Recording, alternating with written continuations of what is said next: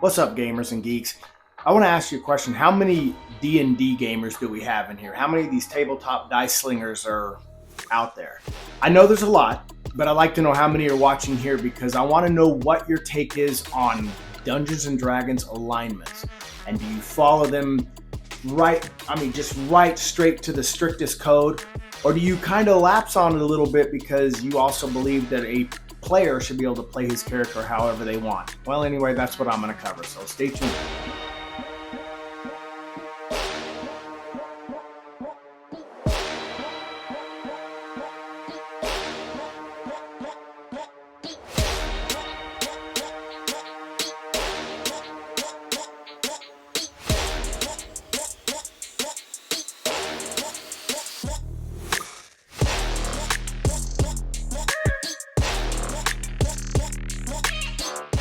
In my parties that I have DM'd, as I've been a dungeon master for almost 40 years, we've had a lot of conflicts, especially with paladins and clerics.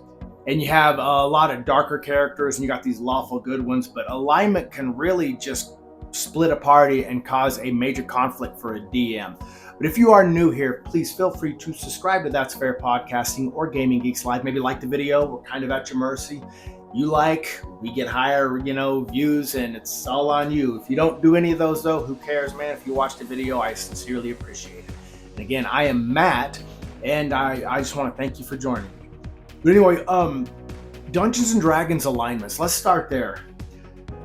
For those who aren't quite familiar, you have to follow a certain class and or race alignment, which means mostly class. Like there are specific classes that make you have to be a certain way, especially if they're worshiping a certain god, and that god, you have to match your alignment with that god. So like if you're a lawful good cleric or paladin, and let's say you're traveling with someone who could possibly be a Dampier, which is a half human, half born vampire, that would create a lot of conflict. And I like my character, my PCs to get along, A lot of conflict is done based out of being so strict and adhering to specific alignments laid down by the player's handbook in Dungeons and Dragons that it could quite possibly make it impossible to actually enjoy it. Now, I'm not saying everyone goes to that extreme, but a lot of people are very strict to the alignments that are guided by their character class, and I don't think they should be. And there's a specific way I do it. But anyway, there's a lot of class conflicts. Let's point out paladin character classes and cleric character classes who use a lot of the same magical abilities gifted by their gods. These are more religious type of character classes. You have your cleric, who's more of a priest or priestess, and then you have your paladin, which is more of a holy warrior that still adhere to the same god. And even paladins eventually get some magical ability, but not quite as much as a cleric does. And I just don't like the strict guidelines that alignments play in roles, even in video games. Like in Mass Effect 2, you have your Paragon and your Renegade, which that doesn't really restrict you. You can play Commander Shepard any way you want. But in Dungeons and Dragons, it's hard on dungeon masters when you have a conflict with classes, because there's such a high diversity of character classes when you are, playing Dungeons and Dragons. There's a high diversity of them. You have a lot of your sword wielders, like Paladin, but you have your typical fighters or rangers who can do sword and bow.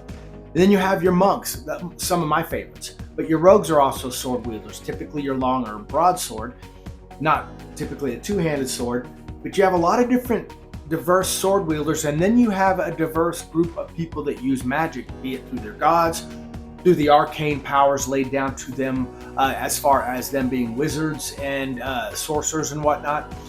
But alignments can really cause a major conflict in a party, and the way I do it is kind of where I'm going with this. The way I typically lay it down is I like to make sure that the player can play his character any way they see fit. And typically it's going to bend the rules and sometimes break the rule, even with paladins and clerics, unless it's an extreme situation where they have a certain background, I want all alignments to kind of get along, even if they have completely opposite ends of the spectrum types of character classes or even races. And that way it does allow for a better party, to come together and to learn to trust one another inside the game, mind you. Like if you're traveling through Faerun, if you're playing Dragonlance, Greyhawk, or even Ravenloft. And I gotta say that, I take alignment completely out of it. I don't, there's a deck of many things, and there's one card in there if you draw it, it says change alignment or be judged. Nah, pardon the expression, but fuck that. You play your alignment however you see your character is to be fit to the way, and you tailor make it to the way you want to play them, regardless of what and who they are. And that's just kind of the way I've always been. I've never really worried too much about keeping strict alignment guidelines. Guys, I know this video doesn't really have a lot of merit in the way of being important, but I just want, like any dungeon masters out there, to realize you don't have to just strictly stick to any guidelines laid down by the Dungeon Master's Guide. If someone wants to play a different alignment, fuck it, let them. Like in first edition, in order to play a certain thing, you had to be a lawful anything, like lawful good, lawful neutral, lawful evil, or chaotic good, chaotic neutral, chaotic evil. And I removed those restrictions just simply because everyone's different as far as playing characters. And those people want to play those characters the way they almost would envision themselves inside the world of Toril, or whatever it's called, or the country of Faerun. There's different countries on Faerun. Obviously, you have or not on Faerun, but Toril, the world. You have Faerun, you have Al-Qadim, you have like the island of Wa, or Kara-Tur, and you have all these different countries and whatnot. But I guess long story short, don't restrict your players by alignment, even if they're not following it or adhering to way the book.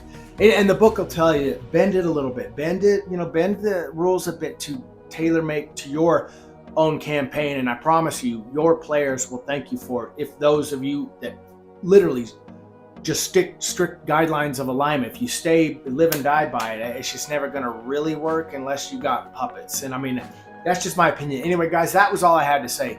My way of playing tabletop, I just remove alignment altogether and allow people to play the races, and especially character classes, any way that they feel that they would play it in the actual world. And I think you get a more rich, deeper, and more meaningful campaign that way. That's just my opinion. But anyway, guys, thank you for watching this pointless video.